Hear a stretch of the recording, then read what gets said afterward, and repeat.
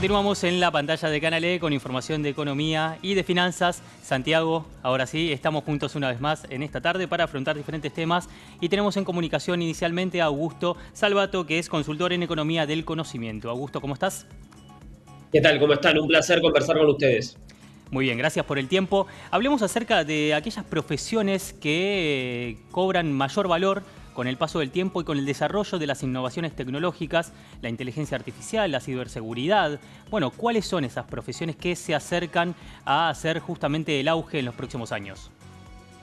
Bueno, es muy interesante la pregunta porque existen diversos informes que lo que intentan es anticiparse a cuáles van a ser las profesiones del futuro. Entre esos informes, los títulos que podemos ver, es decir, títulos en el sentido de algunos lineamientos, tienen que ver principalmente con inteligencia artificial, ciberseguridad y sustentabilidad. Es decir, esos tres puntos, dos relacionados más con tecnología, uno más relacionado con la transición verde y energética que está viviendo el mundo, se encuentran entre los empleos o las especialidades más requeridas en el futuro. A pesar de que, sin duda, uno de los trabajos que tiene que ver con la inteligencia artificial es bastante controversial, ¿no? Desde la misma industria tecnológica proponen un freno a esta inteligencia artificial.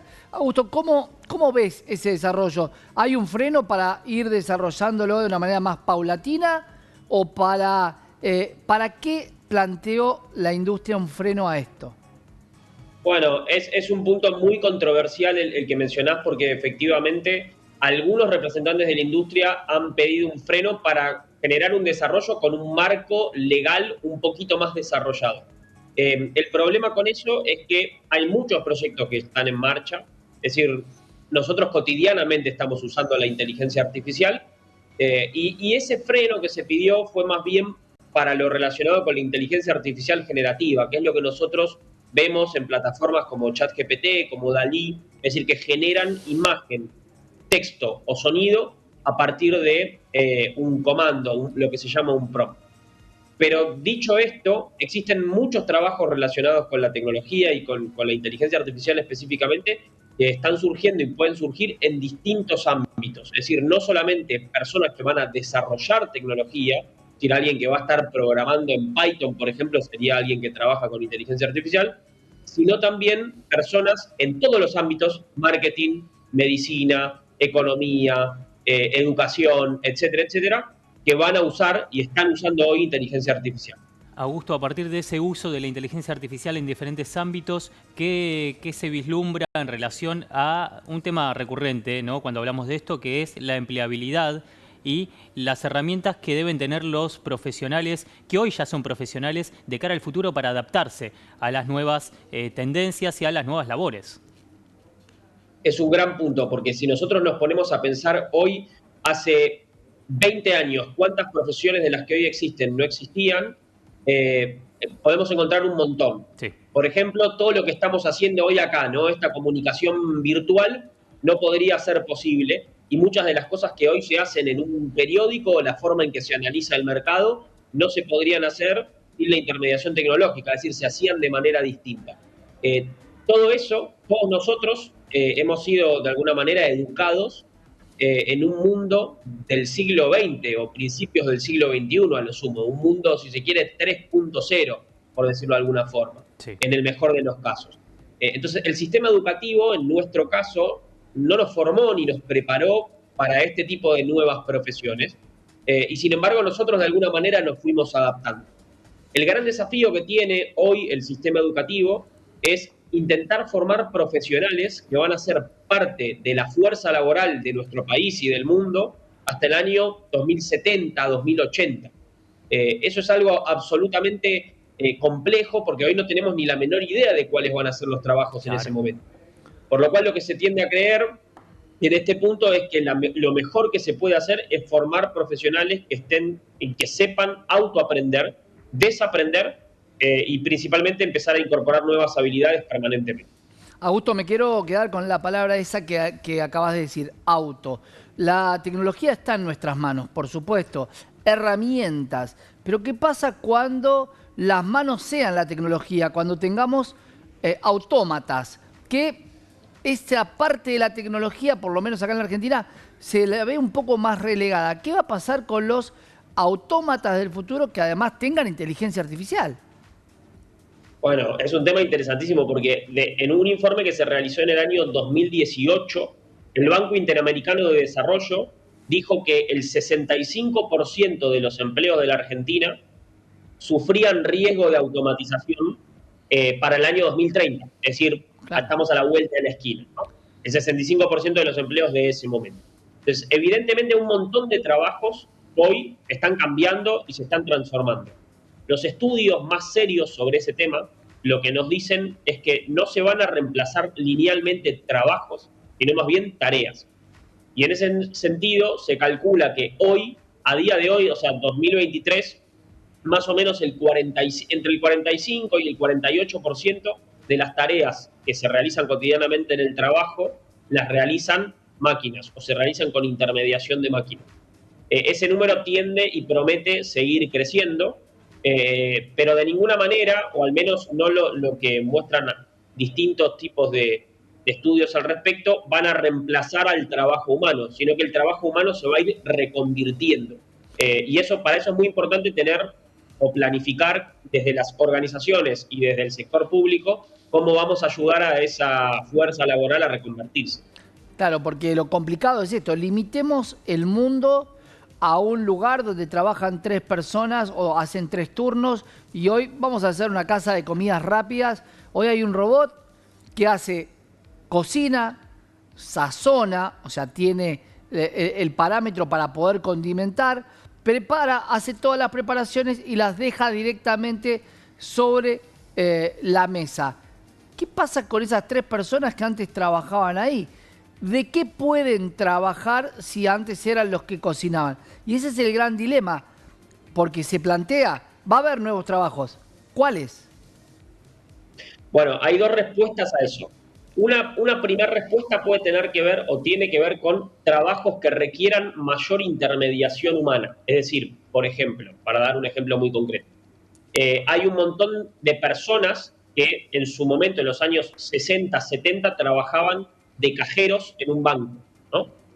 A partir del desarrollo del cajero automático, muchísimas personas, está estudiado, digamos, perdieron su trabajo como cajeros, pero la proporción de la población económicamente activa que trabaja en entidades bancarias creció.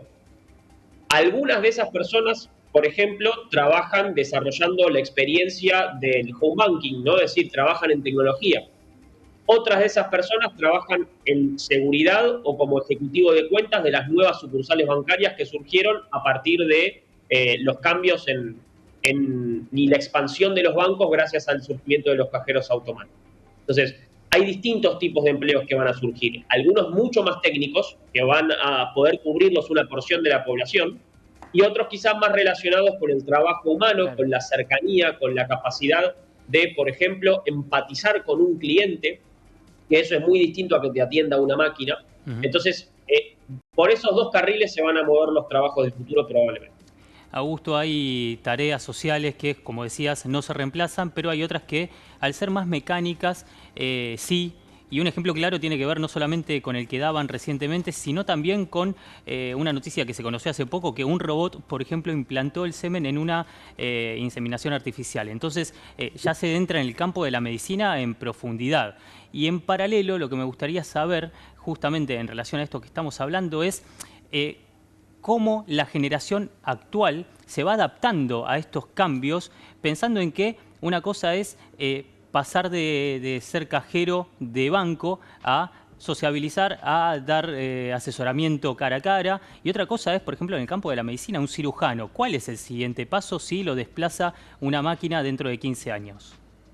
Bueno, tengo acá para recomendar un trabajo, un libro realmente muy bueno que aborda específicamente este tema en el ámbito de la salud, que se llama La Salud del Futuro. Es del doctor Diego Pereira, que es un profesional, no solamente un gran profesional, sino que además trabaja cotidianamente en el Sanatorio Güemes.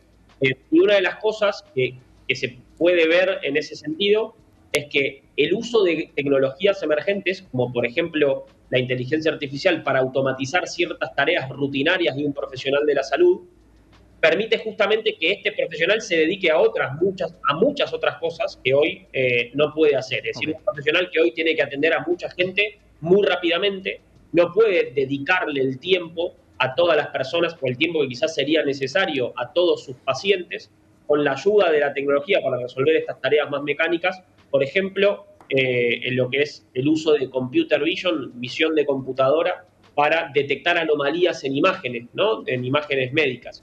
Eso les podría permitir tener más tiempo para dedicarle justamente a Claro. los pacientes en ese sentido. Y así con un montón de otros puntos, por eso recomiendo muchísimo, muchísimo este libro.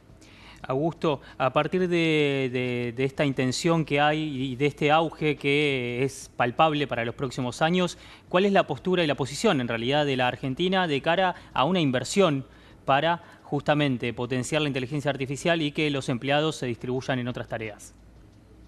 Bueno, en ese sentido, por un lado, la Argentina cuenta con organizaciones muy reconocidas a nivel internacional, en términos, organizaciones privadas en este sentido, que les va muy bien en todo el mundo trabajando en tecnología. El talento tecnológico argentino está muy bien reconocido en todo el mundo. Eh, y en ese sentido, a nivel internacional hay un debate que nosotros tenemos que darlo desde el punto de vista interno, que es el siguiente.